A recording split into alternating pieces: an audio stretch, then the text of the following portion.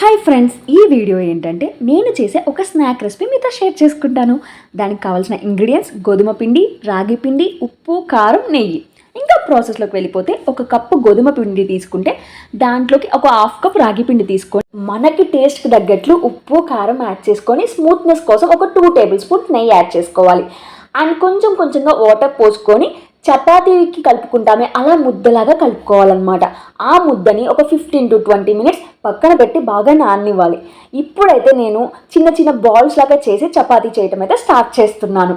ఇలా చపాతీ చేసుకున్నాక చిన్న చిన్న క్యూబ్స్ మనకి ఏ షేప్ కావాలంటే ఆ షేప్లో అయితే కట్ చేసుకోవచ్చు అనమాట. ఇలా క్యూబ్స్లా కట్ చేసుకున్నాక ఆయిల్లో ఫ్రై చేసుకుంటే క్రిస్పీ గోధుమ చెక్కలు రెడీ అవుతాయి. బాబుకు కూడా పెడుతూ ఉంటాం కాబట్టి హెల్దీ కోసం గోధుమ పిండిలో కొంచెం రాగి పిండి యాడ్ చేశాను.